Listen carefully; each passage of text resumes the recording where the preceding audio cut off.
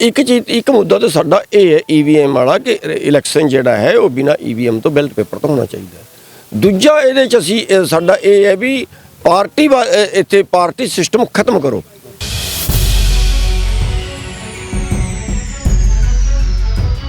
कि भी अज जिहड़ा देश आर्थिक संकट दे विच फस रहा है, देश दा जिहड़ा सिस्टम है वो सारा पूंजीवाद के कब्जे च आ रहा है। पूंजीवादियों का या बाहुबलियों का कब्जा पूरी सत्ता ते हो गया है।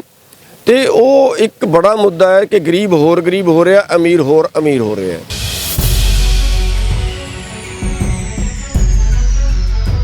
सन तो आपां देश नूं सुधार ही नहीं सकते बिना जदों तक कलम हत्थ च नहीं आउंदी। राज बिना ना धर्म चले है। जब तक कलम हाथ च नहीं आती, जब तक तुसी कानून नहीं बदल सकते।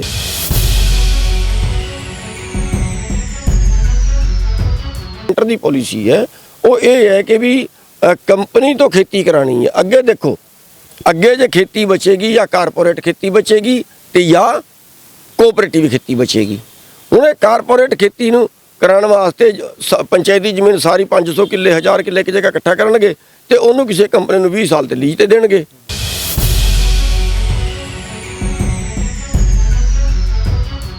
ते असीं भी यही कहते हैं भी कोई पॉलिसी बनाने तो पहला जनता नाल राय कर लेनी चाहिए।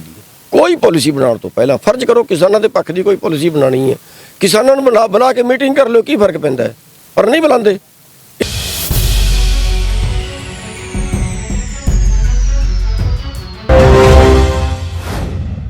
स्वागत करता दर्शकों चैनल देश दुनिया ते मैं जी अरविंदर ज्योति। दर्शकों पहुंचा जी अज लुधियाने शहर दे विच, जिस तरह कि तुहानूं पता कि किसान जथेबंदियां वालों लगातार प्रोटेस्ट चलते सीगे, हक्कां नूं लैके मीटिंगां चलियां सीगीआं, किते धरने प्रदर्शन हो सीगे। अज लुधियाने दे विच BKU चडूनी के प्रधान गुरनाम सिंह चडूनी उचेचे तौर पर लुधियाने दौरे दे विच आए ने। प्रैस कॉन्फ्रेंस की गई आ, प्रैस के मुखातिब होए ने, कई पक्के मुद्दों के उत्ते गलबात की है। चडूनी साहब ने गलबात करदे ने चडूनी साहब पहले तो सर स्वागत करता चैनल। धन्यवाद। चडूनी साहब अज तुहाडे वल्लों लुधियाने दे विच उचेचा एक दौरा रखा गया सीगा, फेरी रखी गई, एक प्रैस के मुखातिब होए हो, एक प्रैस कॉन्फ्रेंस की आ। अजिहे सर किहड़े मुद्दे सीगे जिन्हां दे उत्ते अज तुसीं कॉन्फ्रेंस कीती? मुद्दे तो पूरे देश के ने, मुद्दे तो हर नागरिक के ने कि भी अज जिहड़ा देश आर्थिक संकट दे विच फस रहा है, देश का जिहड़ा सिस्टम है वो सारा पूंजीवाद के कब्जे च आ रहा है। पूंजीवादियों का या बाहुबलियों का कब्जा पूरी सत्ता ते हो गया है। तो वो एक बड़ा मुद्दा है कि गरीब होर रहा, अमीर हो रहा है। तो भुखमरी च साडा देश 102वें स्थान पर चला गया। 28 बेरोजगार रोजाना सुसाइड कर रहे हैं। हर आधे घंटे च एक किसान सुसाइड कर जाता है कर्जे तो दब के। तो ये सारे मुद्दों पर विचार है। तो वो जो सिस्टम बदलने की लोड़ है, वो सिस्टम सब तो पहली है सत्ता, इतों शुरू होंदा है। तो सत्ता जिहड़ी है वो लोगों की वोटां नाल बनती है, पर इत्थे जिहड़ा ईवीएम का सिस्टम शुरू हो गया है। ईवीएम दे नाल की हुंदा है बई वो ईवीएम कई बारी बदल देंदे ने, कई बारी उहदे च हैक कर लेंदे ने, कई बड़ियां रिपोर्टां पिछे आईयां ने। तो साडी मंग है भी ईवीएम दे नाल इलैक्शन ना हो के डायरैक्ट वोट नाल जिवें पहलां बैलेट पेपर दे नाल हुंदा सी उस तरह इलैक्शन होना चाहिए, ताकि वोट पाने वाले नूं पता हो कि मेरी वोट कित्थे गई है। दोबारे गिनवाना चाहे दोबारे गिनवा सकता है। मशीन हैक करने का कोई खतरा नहीं होएगा, मशीन बदलने का कोई खतरा नहीं होएगा। जिवें कहंदे ने 19 लाख मशीनां लापता है, भी इस तरह लापता होगी कित्थे भज गई देश चों। बई ये जिहड़ियां सारियां रिपोर्टां आ रही ने, सुप्रीम कोर्ट भी ये मन चुके भी इहदे नाल इलैक्शन जिहड़ा है पारदर्शी नहीं है। चडूनी साहब ये मुद्दा तुसीं चोणां तो बाद ही क्यों चुक्या? 2 महीने पहले चोणां हो के हटियां ने, पंजाब दे विच नवीं सरकार बनी है, मुद्दा तुसीं चोणां तो पहले क्यों नहीं चुक्या? अगर तुहानूं लगदा भी ये हेर फेर होई है किते ना किते जिहड़ी गड़बड़ियां सरकार बनी है? नहीं, असीं कोई पंजाब की कल्ले की गल नहीं करते। यूपी च इस तो भी ज़्यादा हुई है। देखो अब यूपी दे विच 180-82 सीटां ने जिहड़ी 2000 के घट फर्क नाल जित्तियां दिखाईयां ने। जिहड़ी 500 वोटां नाल सीट बीजेपी हार रही है, 1000-2000 वोट नाल जिहड़ी बीजेपी हार रही है, उत्थे उन्होंने जे 4 मशीनां बदल के रख देण ते कम हो गया। तो इस तरह जिहड़ा करदे ने ते उन्हां नाल पारदर्शी नहीं है। एक चीज़ जो पारदर्शी ने जो जनता मंग करती है, तुहानूं ਸਿਸਟਮ ਨੂੰ ਬਦਲ ਦਿਓ। ਸਰ ਪਰ ਕਿਤੇ ਨਾ ਕਿਤੇ ਜੇਕਰ ਧੋਖਾ ਕਰਨਾ ਲੋਕਾਂ ਦੇ ਨਾਲ, ਜਿੱਦਾਂ ਤੁਸੀਂ ਬੈਲਟ ਪੇਪਰ ਦੀ ਗੱਲ ਕਰਦੇ ਹੋ, ਅਗਰ ਈਵੀਐਮ ਨਾਲ ਕਹਿੰਦੇ ਹੋ ਮਸ਼ੀਨਾਂ ਦੇ ਨਾਲ ਇਲੈਕਟ੍ਰੋਨਿਕ ਤਰੀਕੇ ਦੇ ਨਾਲ ਸਾਰਾ ਕੁਝ ਹੁੰਦਾ ਵਾ, ਜਾਂਚ ਹੁੰਦੀ ਆ, ਬਕਾਇਦਾ ਸਰਕਾਰ ਦੀ ਨਿਗਰਾਨੀ ਦੇ ਵਿੱਚ ਦੇਖ ਰੇਖ ਕੀਤੀ ਜਾਂਦੀ ਆ। ਅਗਰ ਬੈਲਟ ਪੇਪਰ ਨਾਲ ਵੀ ਤਾਂ ਸਰ ਹੇਰ ਫੇਰ ਹੋ ਹੀ ਸਕਦਾ ਵਾ। ਅਗਰ ਆਪਾਂ ਗੱਲ ਕਰੀਏ ਜੇ ਬਾਕਸ ਇੱਧਰ ਉੱਧਰ ਕਰ ਲਈਏ, ਤੁਹਾਡਾ ਕਿਸ ਤਰ੍ਹਾਂ ਤੁਹਾਨੂੰ ਲੱਗਦਾ ਵੀ ਇਹ ਜਿਹੜੀ ਬੈਲਟ ਪੇਪਰ ਦੀ ਚੋਣ ਆ ਬਿਲਕੁਲ ਸਹੀ ਨਹੀਂ ਹੈ, ਆਪਣੀ ਚੋਣ ਨਹੀਂ ਸਹੀ? ਬਿਲਕੁਲ ਤੁਸੀਂ ਠੀਕ ਕਹਿ ਰਹੇ ਹੋ, ਹੇਰਾ ਫੇਰੀ ਬੈਲਟ ਪੇਪਰ ਨਾਲ ਵੀ ਹੋ ਜਾਂਦੀ ਹੈ। ਇਸ ਤਰ੍ਹਾਂ ਹੋ ਜਾਂਦੀ ਹੈ ਵੀ ਇੱਕ ਮੋਹਰ ਦੀ ਜਗ੍ਹਾ ਇੱਕ ਮੋਹਰ ਹੋਰ ਲਾ ਦਿਓ, ਉਹ ਵੋਟ ਰੱਦ ਹੋ ਜਾਏਗੀ। ਪਰ ਇਹ ਹੁੰਦੀ ਹੈ 150 ਵੋਟਾਂ ਦੀ, 500 ਵੋਟ ਦੀ। ਇਹ ਨਹੀਂ ਹੈ ਕਿ ਵੀ ਉਹ 5000 ਵੋਟ ਦੀ ਹੋ ਜਾਏਗੀ, ਇਹਦੇ ਨਾਲ ਤੇ 5000 ਦੀ ਹੇਰਾ ਫੇਰੀ ਵੀ ਹੋ ਜਾਏਗੀ। ਤੇ ਇੱਕ ਚੀਜ਼, ਇੱਕ ਮੁੱਦਾ ਤਾਂ ਸਾਡਾ ਇਹ ਹੈ ਈਵੀਐਮ ਵਾਲਾ, ਕਿ ਇਲੈਕਸ਼ਨ ਜਿਹੜਾ ਹੈ ਉਹ ਬਿਨਾਂ ਈਵੀਐਮ ਤੋਂ ਬੈਲਟ ਪੇਪਰ ਤੋਂ ਹੋਣਾ ਚਾਹੀਦਾ ਹੈ। ਦੂਜਾ ਇਹਦੇ 'ਚ ਅਸੀਂ ਸਾਡਾ ਇਹ ਹੈ ਵੀ ਇੱਥੇ ਪਾਰਟੀ ਸਿਸਟਮ ਖਤਮ ਕਰੋ। ਪਾਰਟੀ ਸਿਸਟਮ ਨੇ ਦੇਸ਼ ਦਾ ਬੇੜਾ ਗਰਕ ਕਰਤਾ। ਪਾਰਟੀ ਸਿਸਟਮ ਦੇ ਨਾਲ ਕੀ ਹੈ, ਇੱਕ ਪੂਰੀ ਪਾਰਟੀ ਨੂੰ ਹੈਕ ਕਰ ਲੈਂਦਾ ਹੈ ਕਾਰਪੋਰੇਟ, ਤੇ ਜਿਹੜਾ ਕਾਰਪੋਰੇਟ ਉਸ ਪਾਰਟੀ ਨੂੰ ਫੰਡ ਦੇਗਾ ਉਸੇ ਜਿਹੜਾ ਹੈ ਉਸੇ ਦੇ ਪੱਖ ਦੇ ਵਿੱਚ ਕਾਨੂੰਨ ਬਣਾਉਣਗੇ। ਇਹ ਇਲੈਕਸ਼ਨ ਡਾਇਰੈਕਟ ਹੋਣਾ ਚਾਹੀਦਾ। ਦੂਜੀ ਗੱਲ ਇਹ ਹੈ ਕਿ ਵੀ ਕੋਈ ਐਮਪੀ ਹੈ, ਉਹ ਆਪਣੇ ਆਕਾ ਦੀ ਚਮਚਾਗਿਰੀ ਕਰੇਗਾ, ਉਹ ਪਾਰਟੀ ਵਾਸਤੇ ਕੰਮ ਕਰੇਗਾ, ਨਾ ਕਿ ਜਨਤਾ ਵਾਸਤੇ। ਤੇ ਪਾਰਟੀ ਸਿਸਟਮ ਖਤਮ ਹੋਣਾ ਚਾਹੀਦਾ। ਐਮਪੀ ਦਾ, ਸੀਐਮ ਦਾ, ਪੀਐਮ ਦਾ, ਇਹਨਾਂ ਦਾ ਇਲੈਕਸ਼ਨ ਡਾਇਰੈਕਟ ਹੋਵੇ। ਤੇ ਜਿਵੇਂ ਪਿੰਡ ਦੇ ਮਤਲਬ ਇਹ ਕਿ ਜਿਹੜੇ ਮੁੱਦੇ ਨੇ ਉਹ ਜਨਤਾ ਦੇ ਚੱਕੇ ਜਾਣ, ਨਾ ਕਿ ਕਿਸੇ ਪਾਰਟੀ, ਜਿਹੜੇ ਇੱਕ ਪਾਰਟੀ ਵਾਲਾ ਸਪੈਸ਼ਲ ਮੰਨ ਲਓ ਮੇਰੇ ਤੇ ਕਿਸੇ ਪਾਰਟੀ ਦਾ ਟੈਗ ਲੱਗਿਆ, ਮੈਂ ਕਿਸੇ ਪਾਰਟੀ ਵੱਲੋਂ ਚੋਣ ਲੜਿਆ ਤਾਂ ਮੈਂ ਉਹਦਾ ਹੀ ਫੇਵਰ ਕਰਾਂਗਾ, ਜਦ ਕਿ ਜਨਤਾ ਦੇ ਮੁੱਦੇ ਲੁਕ ਜਾਂਦੇ ਆ। ਕਹਿਣ ਦਾ ਮਤਲਬ ਇਹ ਹੈ ਬਿਲਕੁਲ ਇਹੀ ਹੈ। ਉਹ ਪਾਰਟੀ ਭਾਵੇਂ ਜਨਤਾ ਦੇ ਕਿੰਨੇ ਖਿਲਾਫ ਕਾਨੂੰਨ ਬਣਾ ਦੇ, ਤੇ ਜਿਹੜਾ ਉਸ ਪਾਰਟੀ ਦਾ ਐਮਐਲਏ ਐਮਪੀ ਹੈ ਉਹ ਆਪਣੀ ਪਾਰਟੀ ਦੇ ਖਿਲਾਫ ਬੋਲ ਨਹੀਂ ਸਕਦਾ। ਪਰ ਤੁਸੀਂ ਵੀ ਕਿਤੇ ਨਾ ਕਿਤੇ ਪਾਰਟੀ ਬਣਾਈ ਆ, ਜੇ ਜਥੇਬੰਦੀਆਂ ਬਣਾਈਆਂ ਜਾਂਦੀਆਂ ਨੇ, ਹੁਣ ਤੁਸੀਂ ਵੀ ਇੱਕ ਪਾਰਟੀ ਬਣਾ ਕੇ ਕੰਮ ਕਰ ਰਹੇ ਹੋ। ਤੁਹਾਡੇ ਵੀ ਪਾਰਟੀ ਨਾਲ ਅਗਰ ਪਾਰਟੀ ਬਣਾਈ ਆ, ਪ੍ਰਧਾਨ ਬਣਾਏ, ਉਹਦੇ ਤੇ ਤੁਹਾਡੇ ਨਾਲ ਤਾਂ ਹੀ ਬੰਦੇ ਜੁੜੇ ਨੇ। ਤਾਂ ਇਹ ਜਦੋਂ ਚੋਣਾਂ ਦੇ ਵਿੱਚ ਜਾਂ ਇਹ ਰਾਜਸੀ ਸਿਆਸੀ ਪਾਰਟੀਆਂ 'ਚ ਕਿੱਦਾਂ ਲਾਗੂ ਹੋਏਗਾ? ਦੇਖੋ ਗੱਲ ਇਹ ਹੈ, ਜਿੱਥੇ ਤੱਕ ਪਾਰਟੀ ਦਾ ਸਵਾਲ ਹੈ, ਮੈਂ ਨਾ ਦੇ ਪਾਰਟੀ ਦਾ ਅਧਿਕਸ਼ ਬਣਿਆ, ਨਾ ਮੈਂ ਇਲੈਕਸ਼ਨ ਲੜਿਆ। ਜਿੱਥੇ ਤੱਕ ਪਾਰਟੀ ਦਾ ਸਵਾਲ ਹੈ, ਪਰ ਸਰ ਕਿਤੇ ਨਾ ਕਿਤੇ ਇੱਕ ਨੁਮਾਇੰਦਗੀ ਕਰ ਰਹੇ ਹੋ। ਜਿਹੜੀ ਭਾਰਤੀ ਕਿਸਾਨ ਯੂਨੀਅਨ ਚੜੂਨੀ ਆ, ਉਹ ਤੁਹਾਡੇ ਨਾਮ ਕਰਕੇ ਜਾਣੀ ਜਾਂਦੀ ਆ। ਜਿਹੜੀ 32 ਕਿਸਾਨ ਜਾਂਦੇ ਕਹਿੰਦੇ ਸੀਗਾ, ਉਹਨਾਂ ਚੋਂ ਇੱਕ ਜਥੇਬੰਦੀ ਤੁਹਾਡੀ ਆ। ਅਗਰ ਹਰ ਕਿਸਾਨ ਨੇ ਪਾਰਟੀ ਬਣੀ ਆ ਤਾਂ ਸਿਆਸੀ ਚੋਣਾਂ ਦੇ ਵਿੱਚ ਪਾਰਟੀਆਂ ਬਣਾਉਣ ਦਾ ਲੋਕ ਅਧਿਕਾਰ ਬਿਲਕੁਲ ਕਰਨਾ ਚਾਹੀਦਾ ਹੈ। ਬਿਨਾਂ ਇਲੈਕਸ਼ਨ ਤੋਂ ਆਪਾਂ ਦੇਸ਼ ਨੂੰ ਸੁਧਾਰ ਹੀ ਨਹੀਂ ਸਕਦੇ। ਬਿਨਾਂ, ਜਦੋਂ ਤੱਕ ਕਲਮ ਹੱਥ 'ਚ ਨਹੀਂ ਆਉਂਦੀ, ਰਾਜ ਬਿਨਾਂ ਨਾ ਧਰਮ ਚਲੇ ਹੈ। ਜਦੋਂ ਤੱਕ ਕਲਮ ਹੱਥ 'ਚ ਨਹੀਂ ਆਉਂਦੀ, ਜਦੋਂ ਤੱਕ ਤੁਸੀਂ ਕਾਨੂੰਨ ਨਹੀਂ ਬਦਲ ਸਕਦੇ। ਹੁਣ ਆਪਾਂ 13.5 ਮਹੀਨੇ, 12.5 ਮਹੀਨੇ ਸੜਕਾਂ ਤੇ ਬੈਠੇ ਰਹੇ, ਤਾਂ ਜਾ ਕੇ ਉਹ ਕਾਨੂੰਨ ਮਰ ਜਾ ਪਿੱਛੇ ਹਟੇ। ਮਹੀਨੇ ਬਾਅਦ ਫਿਰ ਬਿਆਨ ਦੇ ਰਹੇ ਨੇ, ਕਹਿੰਦੇ ਇੱਕ ਕਦਮ ਪਿੱਛੇ ਹਟੇ ਫਿਰ ਵਧਾਂਗੇ। ਤੇ ਹੁਣ ਤੁਹਾਡੇ ਸਾਹਮਣੇ ਹੈ, ਪੰਜਾਬ ਦੇ ਵਿੱਚ ਕਹਿ ਰਹੇ ਨੇ ਵੀ ਆ ਜਿਹੜੀ ਪੰਚਾਇਤੀ ਜ਼ਮੀਨਾਂ ਨੇ ਆਪਾਂ ਸਾਰੀ ਖੋਹਾਂਗੇ, ਵੱਡੇ ਪਲਾਟ ਬਣਾਉਣਗੇ। ਇਸੇ ਤਰ੍ਹਾਂ ਹਰਿਆਣਾ ਦੇ ਵਿੱਚ ਸਿਸਟਮ ਸ਼ੁਰੂ ਹੋ ਗਿਆ, ਉਹ ਕੰਪਨੀਆਂ ਨੂੰ ਦੇਣਗੇ, ਉੱਥੇ ਕੰਪਨੀਆਂ ਖੇਤੀ ਕਰਨਗੀਆਂ। ਤੇ ਜਿਹੜਾ ਸੈਲੋ ਗੋਦਾਮ ਨੇ, ਸਿੱਧੀ ਕਣਕ ਸੈਲੋ ਗੋਦਾਮ ਦੇ ਵਿੱਚ ਜਾਏਗੀ। ਆੜ੍ਹਤੀ ਕਿੱਧਰ ਗਏ? ਮੰਡੀਆਂ ਟੁੱਟਣਗੀਆਂ, ਕਾਰਪੋਰੇਟ ਖੇਤੀ ਕਰੇਗਾ। ਤੁਹਾਨੂੰ ਕੀ ਲੱਗਦਾ ਜਿਹੜਾ ਪੰਜਾਬ ਸਰਕਾਰ ਨੇ ਫੈਸਲਾ ਲਿਆ ਵਾ ਨਜਾਇਜ਼ ਜ਼ਮੀਨਾਂ ਤੋਂ ਕਬਜ਼ੇ ਖੋਹਣ ਦਾ, ਵੈਰੀਫਾਈ ਕਰਕੇ ਅਗਰ ਪੰਜਾਬ ਦੀਆਂ ਜ਼ਮੀਨਾਂ ਪੰਜਾਬ ਕੋਲੋਂ ਕਈ ਏਕੜ ਸਾਡਾ ਜ਼ਮੀਨ ਵਾਪਸ ਆ ਜਾਏਗੀ, ਫੈਸਲਾ ਸਹੀ ਹੈ ਕਿ ਗਲਤ ਹੈ? ਜ਼ਮੀਨ ਦੇ ਕਾਗਜ਼ ਦੇਖਿਆ, ਬਾਅਦ ਚ ਬਦਲਿਆ ਨਾ ਉਹਦੇ ਚ। ਪਹਿਲਾਂ ਗਰਦੌਰੀ ਕਿਸਾਨ ਦੇ ਨਾਂ ਸੀ, ਹੁਣ ਗਰਦੌਰੀ ਸਰਕਾਰ ਦੇ ਨਾਂ ਹੈ। ਬਿਲਕੁਲ ਇਹ ਕੀ ਸੀ, ਮਰੱਬਾਬੰਦੀ ਦੇ ਟਾਈਮ ਬੜੀਆਂ ਜ਼ਮੀਨਾਂ ਛੱਡੀਆਂ ਸੀ ਮੁਸ਼ਤਰਕੇ ਖਾਤੇ ਦੀਆਂ, ਪੱਟੀ ਦੀਆਂ। ਇਹ 100 ਕਿੱਲੇ ਇਸ ਪੱਟੀ ਦੇ, ਉਹ 100 ਕਿੱਲੇ ਉਸ ਪੱਟੀ ਦੇ, ਇਕੱਠੇ ਖਾਤੇ 'ਚ ਛੱਡੀਆਂ ਸੀ। ਤੇ ਉਹ ਜ਼ਮੀਨਾਂ ਵਾਪਸ ਖੋ ਰਹੇ ਨੇ। ਜਿਵੇਂ ਪੰਚਾਇਤ ਦੀ ਜ਼ਮੀਨ ਸੀ ਉਹ ਸਾਰੇ ਵਾਪਸ ਖੋ ਰਹੇ ਨੇ, ਹਰਿਆਣਾ ਦੇ ਵਿੱਚ ਵੀ ਇਸੇ ਤਰ੍ਹਾਂ ਖੋ ਰਹੇ ਨੇ। ਇਹਦੇ ਪਿੱਛੇ ਕੀ ਹੈ? ਜਿਹੜੀ ਸੈਂਟਰ ਦੀ ਪਾਲਿਸੀ ਹੈ ਉਹ ਇਹ ਹੈ ਕਿ ਵੀ ਕੰਪਨੀ ਤੋਂ ਖੇਤੀ ਕਰਾਣੀ ਹੈ। ਅੱਗੇ ਦੇਖੋ, ਅੱਗੇ ਜੇ ਖੇਤੀ ਬਚੇਗੀ ਜਾਂ ਕਾਰਪੋਰੇਟ ਖੇਤੀ ਬਚੇਗੀ ਤੇ ਜਾਂ ਕੋਆਪਰੇਟਿਵ ਖੇਤੀ ਬਚੇਗੀ। ਹੁਣ ਇਹ ਕਾਰਪੋਰੇਟ ਖੇਤੀ ਨੂੰ ਕਰਾਉਣ ਵਾਸਤੇ ਪੰਚਾਇਤੀ ਜ਼ਮੀਨ ਸਾਰੀ 500 ਕਿੱਲੇ 1000 ਕਿੱਲੇ ਇੱਕ ਜਗ੍ਹਾ ਇਕੱਠਾ ਕਰਨਗੇ ਤੇ ਉਹਨੂੰ ਕਿਸੇ ਕੰਪਨੀ ਨੂੰ 20 ਸਾਲ ਤੇ ਲੀਜ਼ ਤੇ ਦੇਣਗੇ। ਤੇ ਉਹ ਜੇ 5000 ਕਿੱਲਾ ਇੱਕ ਕੰਪਨੀ ਖੇਤੀ ਕਰੇਗੀ, ਦੂਜਾ 5 ਕਿੱਲੇ ਵਾਲਾ ਕਿਸਾਨ ਉਹਦਾ ਮੁਕਾਬਲਾ ਨਹੀਂ ਕਰ ਸਕਦਾ। ਇਸ ਤਰ੍ਹਾਂ ਹੁਣ ਦੂਜਾ ਰਸਤਾ ਅੰਦੋਲਨ ਤੋਂ ਜਿਹੜਾ ਇਹਨਾਂ ਰਸਤਾ ਬਦਲਿਆ, ਉਹ ਦੂਜਾ ਰਸਤਾ ਬਦਲ ਗਿਆ। ਤੁਹਾਡੇ ਵੱਲੋਂ ਵੀ ਕੱਲ੍ਹ ਇੱਕ ਸੀਐਮ ਸਾਹਿਬ ਦੇ ਨਾਲ ਜਾਂ ਸਰਕਾਰਾਂ ਦੇ ਨਾਲ ਮੀਟਿੰਗਾਂ ਚੱਲ ਰਹੀਆਂ ਲਗਾਤਾਰ, ਫਸਲਾਂ ਨੂੰ ਐਮਐਸਪੀ ਨੂੰ ਲੈ ਕੇ ਵੀ ਮੁੱਦੇ ਚੱਕੇ ਜਾ ਰਹੇ ਸੀਗੇ। ਸਰਕਾਰਾਂ ਤੁਹਾਨੂੰ ਪੱਖ 'ਚ ਆਪਣੇ ਕੌਨਫੀਡੈਂਸ ਲਾਉਂਦੀ ਜਾ ਰਹੀਆਂ। ਤੁਹਾਨੂੰ ਕੀ ਲੱਗਦਾ ਵੀ ਹਰ ਕੰਮ ਲਈ ਐਜੂਕੇਸ਼ਨ ਜ਼ਰੂਰੀ ਆ? ਵੀ ਸਰਕਾਰਾਂ ਕਿਉਂ ਨਹੀਂ ਇਹਨਾਂ 'ਤੇ ਵਿਚਾਰ ਕਰਦੀਆਂ? ਕਿਉਂ ਲੋਕਾਂ ਨੂੰ ਸੜਕਾਂ 'ਤੇ ਲੈ ਕੇ ਆਉਂਦੀਆਂ ਨੇ? ਕਿਉਂ ਮਜਬੂਰ ਕਰਦੀਆਂ? ਬਿਲਕੁਲ ਤੁਹਾਡਾ ਬੜਾ ਵੱਡਾ ਸਵਾਲ ਹੈ, ਤੇ ਅਸੀਂ ਵੀ ਇਹੋ ਹੀ ਕਹਿੰਦੇ ਹਾਂ ਵੀ ਕੋਈ ਪਾਲਿਸੀ ਬਣਾਉਣ ਤੋਂ ਪਹਿਲਾਂ ਜਨਤਾ ਨਾਲ ਰਾਏ ਕਰ ਲੈਣੀ ਚਾਹੀਦੀ ਹੈ। ਕੋਈ ਪਾਲਿਸੀ ਬਣਾਉਣ ਤੋਂ ਪਹਿਲਾਂ ਫਰਜ਼ ਕਰੋ ਕਿਸਾਨਾਂ ਦੇ ਪੱਖ ਦੀ ਕੋਈ ਪਾਲਿਸੀ ਬਣਾਉਣੀ ਹੈ, ਕਿਸਾਨਾਂ ਨੂੰ ਬੁਲਾ ਕੇ ਮੀਟਿੰਗ ਕਰ ਲਿਓ, ਕੀ ਫਰਕ ਪੈਂਦਾ ਹੈ? ਪਰ ਨਹੀਂ ਬੁਲਾਉਂਦੇ। ਇਸੇ ਤਰ੍ਹਾਂ ਜੇ ਕੋਈ ਬਿਜਲੀ ਦੇ ਪ੍ਰਤੀ ਕੋਈ ਬਣਾਉਣੀ ਹੈ, ਆਮ ਜਨਤਾ ਦੇ ਪ੍ਰਤੀ, ਆਮ ਜਨਤਾ ਨੂੰ ਬੁਲਾ ਕੇ ਜਾਂ ਉਹਨਾਂ ਦੇ ਨੁਮਾਇੰਦਿਆਂ ਨੂੰ ਬੁਲਾ ਕੇ ਡਿਸਕਸ ਕਰ ਲਿਓ, ਪਾਰਦਰਸ਼ੀ ਪਾਲਿਸੀ ਬਣੇਗੀ। ਪਰ ਇੱਥੇ ਕੋਈ ਬੁਲਾਉਂਦਾ ਹੀ ਨਹੀਂ, ਇੱਥੇ ਥੋਪੀ ਜਾਂਦੀ ਹੈ ਪਾਲਿਸੀ।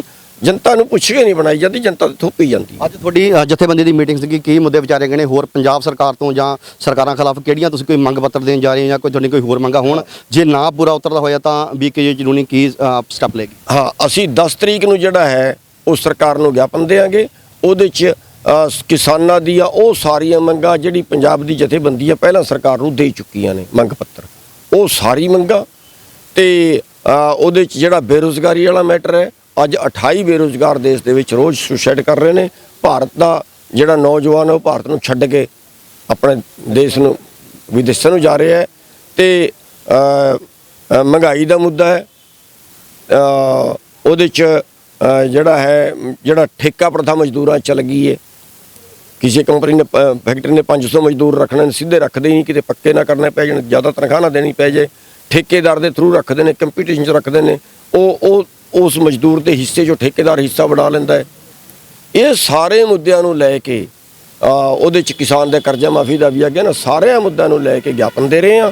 ਸਰਕਾਰ ਮੰਨੇਗੀ ਤੇ ਠੀਕ ਹੈ, ਨਹੀਂ ਤੇ ਆਪਾਂ ਸਾਰੇ ਗਿਆਪਨ ਦੀ ਗੱਲ ਕਰ ਰਹੇ ਹੋ ਚੜੂਨੀ ਸਾਹਿਬ, ਇਹ ਤੁਹਾਡੀ ਜਥੇਬੰਦੀ ਵੱਲੋਂ ਜਾ ਰਿਹਾ ਕਿ ਜਿਹੜੀਆਂ ਬਾਕੀ ਜਥੇਬੰਦੀਆਂ ਵਿੱਚ ਤੁਹਾਡੇ ਨਾਲ ਐਗਰੀ ਕਰ ਰਹੀਆਂ? ਨਹੀਂ, ਇਹ ਸਾਡੀ ਜਥੇਬੰਦੀ ਵੱਲੋਂ ਦਿੱਤਾ ਜਾ ਰਿਹਾ ਤੇ ਹੋਰ ਜਿਹੜੇ ਸਮਾਜਿਕ ਸੰਗਠਨ ਨੇ ਉਹ ਜਿਹੜੇ ਨਾਲ ਆਉਣਗੇ ਉਹਨਾਂ ਨੂੰ ਨਾਲ ਲੈ। ਉਹਨਾਂ ਨੂੰ ਕੋਈ ਮੈਸੇਜ ਜਾਂ ਟਾਈ ਅਪ ਜਿਹੜੀ ਬਾਕੀ ਜਥੇਬੰਦੀਆਂ ਉਹਨਾਂ ਨੇ ਮੈਸੇਜ ਲਗਾਇਆ ਵੀ ਸਾਡੇ ਨਾਲ ਚਲੋ, ਅਗਰ ਤੁਹਾਡੇ ਇਸ ਗੱਲ ਦੇ ਵਿੱਚ ਦਮ ਹੈਗਾ ਜਾਂ ਉਹਨੂੰ ਹਾਮੀ ਭਰਦੀ ਉਹਨਾਂ ਤੁਹਾਡੇ ਨਾਲ ਚੱਲਣ ਦੀ?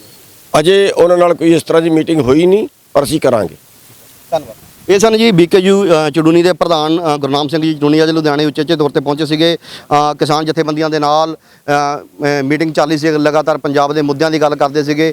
ਪਰ ਸਭ ਤੋਂ ਵੱਡਾ EVM ਦੇ ਮੁੱਦੇ ਦੇ ਉੱਤੇ ਇਹਨਾਂ ਨੇ ਪ੍ਰੈਸ ਕਾਨਫਰੰਸ ਕੀਤੀ ਆ ਕਿ ਜਿਹੜੀ EVM ਮਸ਼ੀਨਾਂ ਵਾ ਉਹਨਾਂ ਦੇ ਵਿੱਚ ਬਹੁਤ ਵੱਡਾ ਘਟਾਲਾ ਸਾਹਮਣੇ ਨਿਕਲ ਕੇ ਆਂਦਾ ਕਿ ਜਿਹਦੇ ਕਰਕੇ ਇਹਨਾਂ ਨੂੰ ਦਿੱਕਤ ਸੀਗੀ ਕਿ ਇਹ ਚਾਹੁੰਦੇ ਨੇ ਕਿ ਜਿਹੜੀਆਂ ਆਉਣ ਵਾਲੀਆਂ ਚੋਣਾਂ ਨੇ ਬੈਲਟ ਪੇਪਰ ਦੇ ਰਾਹੀਂ ਹੋਣੀ ਚਾਹੀਦੀਆਂ, EVM ਮਸ਼ੀਨਾਂ ਬੰਦ ਹੋਣੀ ਚਾਹੀਦੀਆਂ ਨੇ। BKU ਚੜੂਨੀ ਦੇ ਲੁਧਿਆਣਾ ਪ੍ਰਧਾਨ ਸਾਡੇ ਨਾਲ ਖੜੇ ਨੇ ਦਿਲਬਾਗ ਸਿੰਘ ਗਿੱਲ ਸਾਹਿਬ। ਅੱਜ ਲੁਧਿਆਣੇ ਦੇ ਵਿੱਚ ਤੁਹਾਡੀ ਪਾਰਟੀ ਦੇ ਮੁਖੀ ਕਹਿ ਲਈਏ, ਪ੍ਰਧਾਨ ਕਹਿ ਲਈਏ, ਚੜੂਨੀ ਸਾਹਿਬ ਅੱਜ ਆਪ ਉਚੇਚੇ ਤੌਰ ਤੇ ਲੁਧਿਆਣੇ ਪਹੁੰਚੇ ਆ, ਪ੍ਰੈਸ ਕਾਨਫਰੰਸ ਕੀਤੀ ਹੈ, ਮੀਡੀਆ ਨੂੰ ਬੁਲਾਇਆ। ਸਰ, ਕਿਹੜੇ ਮਤੇ ਵਿਚਾਰੇ ਗਏ ਨੇ?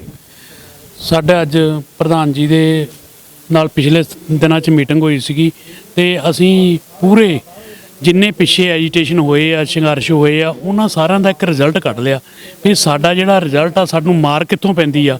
ਸਾਨੂੰ ਮਾਰ ਪੈਂਦੀ ਆ EVM ਮਸ਼ੀਨ। EVM ਮਸ਼ੀਨ ਜਦ ਬਾਹਰਲੀਆਂ ਕੰਟਰੀਆਂ ਦੇ ਵਿੱਚ ਬੈਨ ਹੋ ਚੁੱਕੀ ਆ ਵੀ ਇਹ ਪਾਰਦਰਸ਼ੀ ਇਲੈਕਸ਼ਨ ਨਹੀਂ ਹੈਗਾ, ਤੇ ਫਿਰ ਆਪਾਂ ਇੰਡੀਆ ਵਾਲੇ ਉਹਨੂੰ ਕਿਉਂ ਚਲਾ ਰਹੇ ਆ? ਠੀਕ ਹੈ ਨਾ।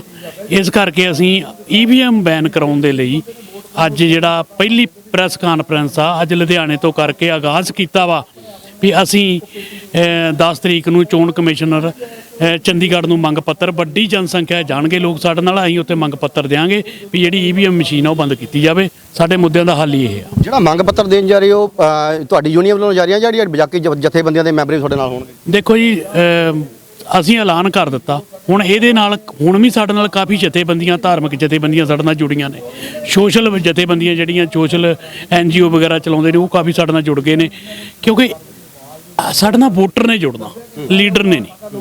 ਸਾਡੇ ਨਾਲ ਵੋਟਰ ਜੁੜ ਰਿਹਾ ਕਿਉਂਕਿ ਵੋਟਰ ਨੂੰ ਪਤਾ ਕਿ ਉਹਦੇ ਨਾਲ ਧੱਕਾ ਹੋ ਰਿਹਾ। ਧੱਕਾ ਕਿੱਥੇ ਹੋ ਰਿਹਾ?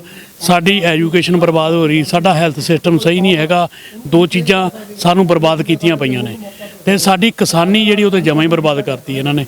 ਕਦੀ ਪਾਣੀ ਦੇ ਮੁੱਦਿਆਂ ਤੇ ਰੌਲਾ ਪੈਂਦਾ, ਕਦੀ ਬੀਜਾਂ ਦੇ ਮੁੱਦਿਆਂ ਤੇ ਰੌਲਾ ਪੈਂਦਾ। ਇਹ ਕੋਈ ਵੀ ਪਾਲਿਸੀ ਸਰਕਾਰ ਕੋਲੇ ਨਹੀਂ ਹੈਗੀ। ਪਾਲਿਸੀਆਂ ਕਿਉਂ ਨਹੀਂ ਹੈਗੀਆਂ? ਕਿਉਂਕਿ EVM ਮਸ਼ੀਨਾਂ ਨਾਲ ਇੱਕ ਤਰਫਾ ਜਿੱਤ ਕੇ ਜਾਂਦੇ ਆ, ਜਾ ਕੇ ਲੁੱਟਦੇ ਆ, ਕੁੱਟਦੇ ਆ, ਐਸ਼ ਕਰਦੇ ਆ। ਕੋਈ ਵੀ ਉਹਦੇ ਉੱਤੇ ਗੌਰ ਨਹੀਂ ਕਰਦਾ ਕਿ ਮੈਂ ਪਬਲਿਕਲੀ ਕੀ ਕਰਾਂ। ਚੜੂਨੀ ਸਾਹਿਬ ਵੱਲੋਂ ਗੱਲ ਕਹੀ ਗਈ ਸੀ ਮੀਟਿੰਗ ਦੇ ਵਿੱਚ ਕਿ ਪਾਰਟੀਬਾਜ਼ੀ ਬੰਦ ਹੋਣੀ ਚਾਹੀਦੀ ਹੈ। ਜਿਹੜੇ MLAs ਜਾਂ ਜਿਹੜੇ ਹੋਰ ਵੀ ਬੰਦੇ ਨੇ ਜਥੇਬੰਦੀਆਂ ਤੋਂ ਇਲਾਵਾ ਪਾਰਟੀਬਾਜ਼ੀ ਵਿੱਚ MLAs ਉਹ ਕਹਿੰਦੇ ਵੀ ਇੱਕ ਸਪੈਸ਼ਲ ਕਿਸੇ ਪਰਸਨ ਨੂੰ ਵੋਟ ਪਾਈ ਜਾਂਦੀ ਹੈ ਲੋਕਾਂ ਵੱਲੋਂ, ਪਰ ਉਹ ਕਹਿ ਦਿੰਦੇ ਕਿ ਸਾਨੂੰ ਵੋਟ ਨਹੀਂ ਪਾਈ, ਤੁਸੀਂ ਪਾਰਟੀ ਨੂੰ ਵੋਟ ਪਾਈ ਆ। ਕਿੱਥੇ ਤੱਕ ਇਹਨਾਂ ਦਾ ਬਿਆਨ ਜਾਇਜ਼ ਸਮਝਦੇ? ਬਿਲਕੁਲ, ਤੁਸੀਂ ਆਪ ਇਸ ਚੀਜ਼ ਨੂੰ ਕਰੋ ਕਿ ਅੱਜ ਆਪਾਂ ਜਦੋਂ ਕਿਸੇ ਪਾਰਟੀ ਦੇ ਕੈਂਡੀਡੇਟ ਨੂੰ ਵੋਟ ਪਾਉਂਦੇ ਆ ਤਾਂ ਜਾਂ ਉਹਨੂੰ ਅਗਰ ਆਪਾਂ ਸਾਈਡ ਤੇ ਖੜਾ ਕਰਕੇ ਪਾਰਟੀ ਤੋਂ ਬਾਹਰ ਹੀ ਵੋਟ ਪਾਈਏ ਤਾਂ ਨਹੀਂ ਪੈਂਦੀ। ਆਪਾਂ ਪਾਰਟੀ ਨੂੰ ਵੋਟ ਪਾ ਦਿੰਦੇ, ਆਪਾਂ ਆਜ਼ਾਦ ਉਮੀਦਵਾਰ ਕਹਿ ਲਈਏ, ਜਿਹਨੂੰ ਆਪਾਂ ਆਜ਼ਾਦ ਉਮੀਦਵਾਰ ਕਹਿ ਦਈਏ, ਉਹਨੂੰ ਵੋਟ ਨਹੀਂ ਪੈਂਦੀ।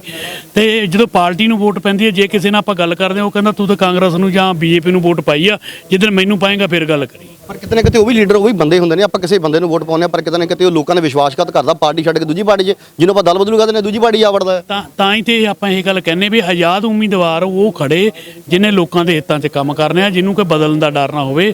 ਇਹ ਗਾਂ CM ਦੀ ਤੇ PM ਦੀ ਵੋਟ ਨੂੰ ਜਿਹੜੇ ਉਹ ਸਾਰੇ ਪਾਉਣ, ਉਹ ਪੀਐਮ ਤੇ ਸੀਐਮ ਵੀ ਜਿਹੜਾ ਵੋਟ ਦੇ ਆਧਾਰ ਤੇ ਬਣੇ, ਨਾ ਕਿ ਪਾਰਟੀ ਵੱਲੋਂ ਕੋਈ ਚੁਣਿਆ ਬੰਦਾ। ਕਿਤੇ ਨਾ ਕਿਤੇ ਇਹੋ ਜਿਹਾ ਨਹੀਂ ਲਾਭ ਬਣਨਾ ਚਾਹੀਦਾ ਕਿ ਜਿਹੜੀਆਂ ਸਰਕਾਰਾਂ ਵੀ ਬਣਦੀਆਂ ਨੇ ਜੀ, ਉਹ ਜਿੱਦਾਂ ਆਪਾਂ ਮੈਂਬਰਮੈਂਟ ਦੀ ਗੱਲ ਕਰਦੇ ਹਾਂ ਵੀ ਜੇ ਲੋਕਾਂ ਦੀਆਂ ਆਪਣੀਆਂ ਗੱਲਾਂ ਤੇ ਨਹੀਂ ਖਰੀਆਂ ਉਤਰਦੀਆਂ ਤਾਂ ਉਹਨਾਂ ਦੀ ਮਾਨਤਾ ਰੱਦ ਹੋਣੀ ਚਾਹੀਦੀ ਹੈ। ਔਰ ਜਿਹੜੇ ਲੀਡਰ ਵੀ ਪਾਰਟੀ ਮਾਰ ਕੇ ਜਾਂਦੇ ਆ ਕਿਤੇ ਨਾ ਕਿਤੇ ਉਹਨਾਂ ਨਾਲ ਵੀ ਉਹਨਾਂ ਦੇ ਸਖਤ ਐਕਸ਼ਨ ਹੋਣੇ ਚਾਹੀਦੇ ਆ, ਕਿਉਂਕਿ ਵਿਸ਼ਵਾਸ ਕਰਕੇ ਇੱਕ ਬੰਦਾ ਉਸ ਬੰਦੇ ਨੂੰ ਵੋਟ ਪਾਉਂਦਾ ਆ, ਲੋਕਾਂ ਦੀ ਵੋਟਾਂ ਲੈਂਦਾ, ਸਹਾਨੂਭੂਤੀ ਲੈਂਦਾ ਔਰ ਅਖੀਰ ਤੇ ਪਾਰਟੀ ਮਾਰ ਕੇ ਆਪਣੇ ਫਾਇਦੇ ਖਾਤਰ ਉਹ ਪਾਰਟੀ ਬਦਲ ਲੈਂਦਾ ਹੈ। ਇਹਦੇ 'ਚ ਇੱਕ ਹੈਗਾ ਮੁੱਦਾ ਰੀਟੂ ਕਾਲ ਦਾ, ਜਿਹਦੇ 'ਚ ਸਾਨੂੰ ਹੱਕ ਮਿਲਣਾ ਚਾਹੀਦਾ ਕਿ ਅਸੀਂ ਜੇ ਵੋਟ ਪਾਈ ਆ ਤਾਂ ਸਾਨੂੰ ਵੋਟ ਵਾਪਸ ਲੈਣ ਦਾ ਅਧਿਕਾਰ ਚਾਹੀਦਾ।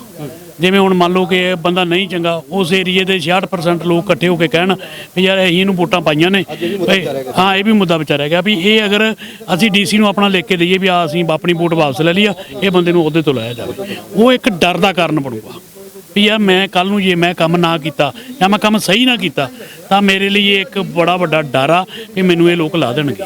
ਕਿਸਾਨਾਂ ਦੀਆਂ ਸਰਕਾਰਾਂ ਦੇ ਨਾਲ ਕਿਤੇ ਨਾ ਕਿਤੇ ਮੱਥਾ ਲੱਗਦਾ ਹੀ ਰਹਿੰਦਾ ਵਾ। ਸਰਕਾਰਾਂ ਕਿਸਾਨਾਂ ਦੇ ਫੇਵਰ ਦੀਆਂ ਨਹੀਂ ਗੱਲਾਂ ਕਰਦੀਆਂ, ਜਿਹਦੇ ਕਰਕੇ ਐਜੀਟੇਸ਼ਨ ਲਗਾਉਣੇ ਪੈਂਦੇ, ਸੜਕਾਂ ਤੇ ਆਉਣਾ ਪੈਂਦਾ। ਕਿੱਥੇ ਤੱਕ ਜਾਇਜ਼ ਸਮਝਦੇ ਹੋ ਕਿ ਕਿਸੇ ਇੱਕ ਮੰਗ ਨੂੰ ਮਨਾਉਣ ਦੇ ਲਈ ਬੰਦੇ ਨੂੰ ਪ੍ਰੋਟੈਸਟ ਕਰਨਾ ਪਵੇ, ਸੜਕਾਂ ਤੇ ਆਉਣਾ ਪਵੇ ਤੇ ਉਸ ਤੋਂ ਬਾਅਦ ਹੀ ਸਰਕਾਰਾਂ ਉਹਨਾਂ ਦੇ ਉੱਤੇ ਫਿਰ ਐਕਸ਼ਨ ਦਿੰਦੀਆਂ ਨੇ?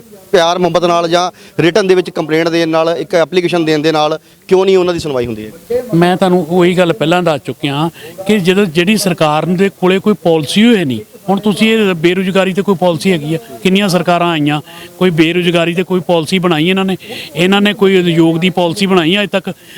ਚੰਦ ਵੱਡੇ ਘਰਾਣੇ ਨੇ ਜੇ ਆਪਾਂ ਲਾਈਏ ਪੰਜਾਬ ਦੇ, ਉਹਨਾਂ ਨੂੰ 3000 ਕਰੋੜ ਤੋਂ ਉੱਪਰ ਦੀ ਸਬਸਿਡੀ ਦਿੱਤੀ ਜਾਂਦੀ ਆ।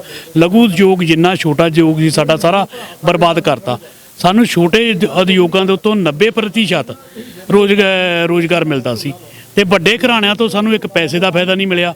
ਤੁਸੀਂ ਦੂਰ ਨਾ ਜਾਓ, ਆਹ ਸਾਈਕਲ ਵੈਲੀ ਬਣੀ ਆ ਧਨਾਂਸੂ, ਤੁਸੀਂ ਸਾਈਕਲ ਵੈਲੀ ਸਾਡੀ ਪੰਚਾਇਤਾਂ ਦੀ ਜ਼ਮੀਨ ਬਰਬਾਦ ਕਰਤੀ। ਸਰਕਾਰ ਨੇ ਕੋਲੋਂ ਪੈਸੇ ਦੇ ਕੇ ਉਹ ਸਾਰਾ ਸਿਸਟਮ ਖੜਾ ਕੀਤਾ। ਕਾਹਦੇ ਲਈ? ਆਪਣਾ ਫਾਇਦਾ ਲੈਣ ਲਈ, ਵੱਡੇ ਘਰਾਣਿਆਂ ਨੂੰ ਲਿਆਉਣ ਲਈ। ਤੁਸੀਂ ਹੁਣ ਉਹਦੇ ਨੇੜੇ ਨੇੜੇ ਦੇ ਜਿੰਨੇ ਪਿੰਡ ਲੱਗਦੇ ਆ, ਤੁਸੀਂ ਉੱਥੇ ਕਿਤੇ ਜਾ ਕੇ ਦੇਖਿਓ ਵੀ ਉੱਥੇ ਤੁਹਾਡਾ ਕੋਈ ਅਫਸਰ ਲੱਗਾ? ਜੇ ਸਾਡੇ ਪਿੰਡਾਂ ਦੇ ਰੱਖੇ ਹੋਣਗੇ ਝਾੜੂ ਮਾਰਨ ਵਾਲੇ ਜਾਂ ਉਹ ਗੇਟਮੈਨ, ਗੇਟਕੀਪਰ, ਇਹੀ ਹੋਣਗੇ, ਅਫਸਰ ਕੋਈ ਨਹੀਂ ਲੱਗਦਾ। ਤੇ ਸਾਡੀ ਕਰੋੜਾਂ ਅਰਬਾਂ ਦੀ ਜ਼ਮੀਨ ਵੀ ਬਰਬਾਦ ਕਰਤੀ, ਸਾਡਾ ਪੰਚਾਇਤਾਂ ਦੀ ਇਨਕਮ ਵੀ ਬਰਬਾਦ ਕਰਤੀ ਤੇ ਫਾਇਦਾ ਸਾਨੂੰ ਨਿੱਕੇ ਪੈਸੇ ਦਾ ਨਹੀਂ। ਅੱਜ ਦੀ ਇਸ ਮੀਟਿੰਗ ਦੇ ਵਿੱਚ ਲੱਗਦਾ ਨਹੀਂ ਹੈਗਾ ਕਿ ਕਿਤੇ ਨਾ ਕਿਤੇ ਜਥੇਬੰਦੀਆਂ ਵੱਲੋਂ ਇਕੱਠ ਘੱਟ ਸੀਗਾ, ਕਿ ਤੁਹਾਡਾ ਮੈਸੇਜ ਨਹੀਂ ਪ੍ਰੋਪਰ ਲਗਾ ਪਾਇਆ, ਕਿ ਲੋਕ ਪਹੁੰਚ ਨਹੀਂ ਪਾਏ ਮੌਕੇ ਤੇ? ਨਹੀਂ ਇਕੱਠ ਅਸੀਂ ਕੀਤਾ ਹੀ ਨਹੀਂ ਅੱਜ ਅਸੀਂ ਇਕੱਠ ਨਹੀਂ ਕੋਈ ਵੀ ਕੀਤਾ ਹੈਗਾ। ਅਸੀਂ ਤੇ ਇੱਕ ਕਾਲ ਦਿੱਤੀ ਸੀਗੀ ਕਿ ਅਸੀਂ ਇੱਕ ਪ੍ਰੈਸ ਕਾਨਫਰੰਸ ਕਰਨੀ ਆ। ਅਸੀਂ ਹੁਣ ਉੱਥੇ ਇਕੱਠ ਕਰਾਂਗੇ ਨਾ, ਚੰਡੀਗੜ੍ਹ ਇਕੱਠ ਹੋਊਗਾ ਸਾਡਾ। ਇੱਥੇ ਅਸੀਂ ਇਕੱਠ ਨਹੀਂ ਕੀਤਾ, ਇੱਥੇ ਤੇ ਅਸੀਂ ਇੱਕ ਪ੍ਰੈਸ ਨੂੰ ਜਾਣਕਾਰੀ ਦੇਣੀ ਸੀ। ਮੈਨੂੰ ਲੱਗਦਾ ਜਿਹੜਾ ਤੁਸੀਂ ਮੈਸੇਜ ਲਗਾਇਆ ਈਵੀਐਮ ਮਸ਼ੀਨਾਂ ਦੇ ਉੱਤੇ, ਇਹਦੇ ਤੇ ਕੋਈ ਲਾਭ ਹੋਣਾ ਚਾਹੀਦਾ ਸਰਕਾਰਾਂ ਤੋਂ। ਜਿਹੜੀ ਤੁਸੀਂ ਆਪਣਾ ਐਪਲੀਕੇਸ਼ਨ ਦੇਣ ਜਾ ਰਹੇ ਹੋ ਜਾਂ ਇਕੱਠ ਕਰਨ ਜਾ ਰਹੇ ਹੋ, ਇਹਦਾ ਕੋਈ ਭਾਰੀ ਰਿਜ਼ਲਟ ਜਾਂ ਸਿੱਟੇ ਨਿਕਲ ਕੇ ਸਾਹਮਣੇ ਆਣਗੇ? ਅਖੀਰ ਚ ਦੱਸ ਦਿਓ। ਦੇਖੋ ਜੀ, ਜਿਹਦਾ ਅੰਦੋਲਨ ਕਰਾਂਗੇ, ਜੇ ਜਨ ਅੰਦੋਲਨ ਬਣ ਗਿਆ ਤਾਂ ਸਰਕਾਰ ਨੂੰ ਇਹਦੇ ਸਾਹਮਣੇ ਝੁਕਣਾ ਹੀ ਪਊਗਾ, ਕਿਉਂਕਿ ਅੱਗੇ ਵੀ ਝੁਕੀ ਆ, ਅਗਾਂਹ ਵੀ ਝੁਕਣਾ ਪਊਗਾ। ਪੰਜਾਬ ਸਰਕਾਰ ਨਵੀਂ ਬਣੀ ਆ, ਭਗਵੰਤ ਮਾਨ ਦੀ ਕਿਸਾਨਾਂ ਦੇ ਨਾਲ ਰਾਬਤਾ ਕਾਇਮ ਕੀਤਾ। ਕੱਲ ਪਰਸੋਂ ਵੀ ਮੀਟਿੰਗ ਹੋ ਕੇ ਹਟੀ ਆ, ਥੋੜੇ ਦਿਨ ਪਹਿਲਾਂ ਵੀ ਤੁਸੀਂ ਫਸਲਾਂ ਨੂੰ ਲੈ ਕੇ ਐਮਐਸਪੀ ਆ, ਕਿੱਦਾਂ ਦਾ ਸਰਕਾਰਾਂ ਦੇ ਨਾਲ ਟਾਈ ਅਪ ਦੇਖਦੇ ਹੋ? ਪੰਜਾਬ ਸਰਕਾਰ ਦਾ ਰੁਖ ਕਿੱਦਾਂ ਦੇਖਦੇ ਹੋ ਸੈਂਟਰ ਸਰਕਾਰ ਦੇ ਮੁਕਾਬਲੇ? ਮੈਂ ਮਾਨ ਸਾਹਿਬ ਨੂੰ ਬੇਨਤੀ ਕਰਦਾ ਕਿ ਜਿੰਨੀਆਂ ਵੀ ਕਿਸਾਨਾਂ ਨੇ ਪਿਛਲੇ ਸਮੇਂ 'ਚ ਮੰਗਾਂ ਲੈ ਕੇ ਗਏ ਨੇ, ਉਹ ਸਾਰੀਆਂ ਪ੍ਰਵਾਨ ਕਰਨੀਆਂ ਚਾਹੀਦੀਆਂ, ਮੰਨਣੀਆਂ ਚਾਹੀਦੀਆਂ, ਕਿਉਂਕਿ ਮੰਗਾਂ ਜਾਇਜ਼ ਨੇ ਸਾਰੀਆਂ, ਤੇ ਸਾਨੂੰ ਅੰਦੋਲਨ ਕਰਨ ਦਾ ਮੌਕਾ ਹੀ ਨਹੀਂ ਦੇਣਾ ਚਾਹੀਦਾ। ਜੇ ਉਹ ਕਹਿੰਦਾ ਕਿ ਮੈਂ ਕਿਸਾਨ ਦਾ ਪੁੱਤ ਆ, ਪਿੰਡ 'ਚੋਂ ਆਇਆ, ਤਾਂ ਉਹਨੂੰ ਆਪ ਸਮਝ ਹੋਣੀ ਚਾਹੀਦੀ ਹੈ ਕਿ ਸਾਨੂੰ ਕੀ ਚਾਹੀਦਾ ਤੇ ਸਾਨੂੰ ਉਹ ਦੇਵੇ ਤੇ ਕਿਸਾਨਾਂ ਦੀਆਂ ਮੰਗਾਂ ਮੰਨੇ, ਤੇ ਇਹਦੇ ਲਈ ਅੰਦੋਲਨ ਕਰਨ ਦੀ ਲੋੜ ਨਾ ਪਵੇ ਸਾਨੂੰ। ਇਹ ਸਨ ਜੀ ਲੁਧਿਆਣੇ ਦੇ ਸੂਬਾ ਪ੍ਰਧਾਨ ਗਿੱਲ, ਦਿਲਬਾਗ ਸਿੰਘ ਜੀ ਗਿੱਲ, ਜਿਨ੍ਹਾਂ ਦੇ ਕਿ ਅੱਜ ਪਾਰਟੀ ਪ੍ਰਧਾਨ ਗੁਰਨਾਮ ਸਿੰਘ ਚਨੂਨੀ ਲੁਧਿਆਣੇ ਦੇ ਵਿੱਚ ਆਏ ਸੀਗੇ। ਇਹ ਮੰਗਾਂ ਨੂੰ ਲੈ ਕੇ, ਮੁੱਦਿਆਂ ਨੂੰ ਲੈ ਕੇ ਵਿਚਾਰ ਵਿਮਰਸ਼ ਕੀਤਾ ਗਿਆ, ਪ੍ਰੈਸ ਕਾਨਫਰੰਸ ਕੀਤੀ ਗਈ ਆ। ਭੱਖ ਦੇ ਮੁੱਦੇ ਸੀਗੇ ਈਵੀਐਮ ਮਸ਼ੀਨਾਂ ਨੂੰ ਲੈ ਕੇ, ਔਰ ਇੱਕ ਜਿਸ ਤਰ੍ਹਾਂ ਕਿ ਦਿਲਬਾਗ ਸਿੰਘ ਗਿੱਲ ਵੱਲੋਂ ਕਿਹਾ ਗਿਆ ਕਿ ਇੱਕ ਲੈਟਰ ਦੇਣ ਜਾਣੀ ਸਰਕਾਰਾਂ ਨੂੰ। ਦੇਖਦੇ ਹਾਂ ਇਸ ਲੈਟਰ ਦੇਣ ਦੇ ਨਾਲ ਇਸ ਅੱਜ ਦੀ ਪ੍ਰੈਸ ਕਾਨਫਰੰਸ ਦਾ ਸਰਕਾਰਾਂ ਦੇ ਕੀ ਅਸਰ ਪੈਂਦਾ ਵਾ, ਕਿਹੜੇ ਕਾਨੂੰਨ ਬਣ ਕੇ ਨਵੇਂ ਆਉਂਦੇ ਆ, ਕਿਸ ਤਰ੍ਹਾਂ ਦਾ ਸੁਧਾਰ ਕੀਤਾ ਜਾਊਗਾ। ਵਧੇਰੇ ਖਬਰਾਂ ਲਈ ਜੁੜੇ ਰਹੋ ਚੈਨਲ ਦੇਸ਼ ਦੁਨੀਆ ਦੇ ਨਾਲ। ਕੈਮਰਾ ਪਰਸਨ ਛੰਦਿਆ ਦੇ ਨਾਲ ਮੈਂ ਅਰਵਿੰਦਰ ਜੋਤੀ, ਧੰਨਵਾਦ ਦਰਸ਼ਕੋ।